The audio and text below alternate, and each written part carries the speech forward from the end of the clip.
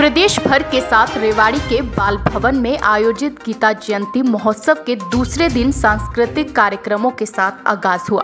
विधायक लक्ष्मण यादव ने कार्यक्रम का शुभारंभ किया तो वहीं उन्होंने बाल भवन के प्रांगण में विभिन्न प्रशासनिक विभागों द्वारा लगाई गई सरकार की जन कल्याणकारी योजना संबंधी प्रदर्शनी का अवलोकन भी किया।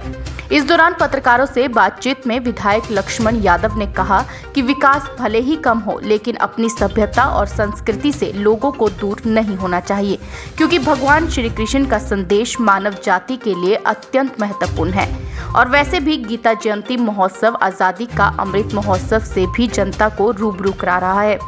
उन्होंने कहा कि श्रीमद् भगवद गीता में मानव जाति के कल्याण संबंधी अनेक ऐसी बातें कही गई है जिनका अनुसरण करने से मात्र से मनुष्य का कल्याण हो जाता है। इंडियन मिरर टुडे के लिए रेवाड़ी से महेंद्र की रिपोर्ट।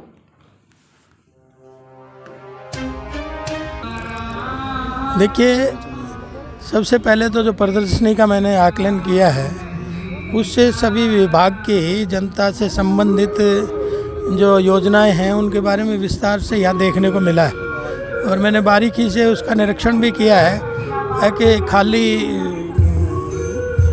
घोषणाएं हैं या कुछ प्रैक्टिकल हो भी रहा है, लेकिन यहाँ आके पता चला कि प्रैक्टिकल में ये सब चीज़ें हो रही हैं। क्योंकि घोषणाएं तो हम सुनते रहते हैं, लेकिन आज इस प्रदर्शनी के माध्यम से हमें प्रैक्टिकल स्वरूप देखने को मिला है। दूसरा, आपको पता है कि गीता महोत्सव हम हर साल की भांति इस साल भी बड़ी धूमधाम से मना रहे हैं, क्योंकि आज गीता का उपदेश जो है वो व्यक्ति के जीवन के लिए एक उपकरण है, टूल है।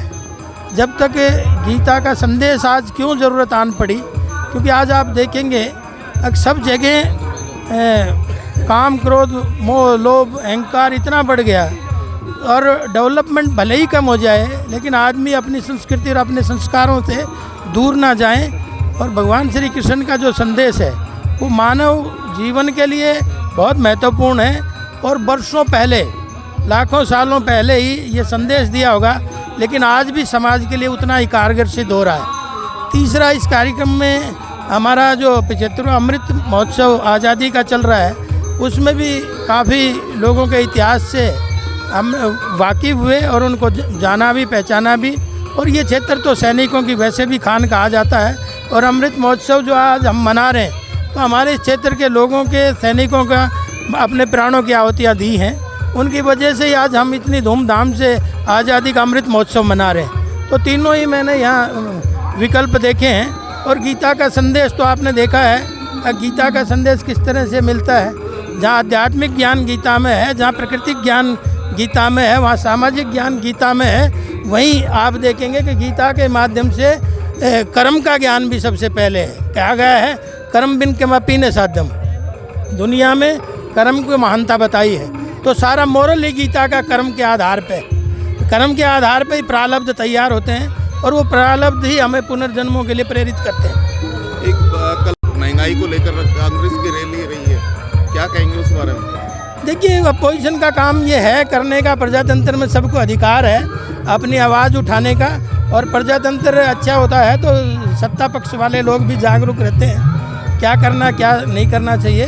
तो ये तो उनका अपना काम है, वो करेंगे। एक पाठ्यक्रम में श्लोक, जो गीता के श्लोक है उसको पाठ्यक्रम में शामिल करने की बात कही है, उसको लेकर विपक्ष कह रहा है कि ये तो शिक्षा का भगवाकरण कर रहे हैं। नहीं, भगवाकरण नहीं कर रहे। देखिए, गीता आज क्यों ज़रूरत पड़ी है, बिल्डिंगें, भवन विकास कम हो जाए, व्यक्ति का विकास नहीं हो रहा, तो व्यक्ति का विकास करने के लिए गीता का संदेश जरूरी है। और गीता पढ़ाना कोई पाप थोड़ी है। जब हम कोर्ट में जाते हैं तो गीता पे हाथ रखवाते हैं और उसके बारे में जानकारी भी नहीं, तो ये तो ठीक है, संदेश देने का काम है। जो हम अपने कानून भी उसके आधार पे चलते हैं तो उनको देना, और हम हमेशा पुराना ही वो इतिहास पढ़ते रहेंगे।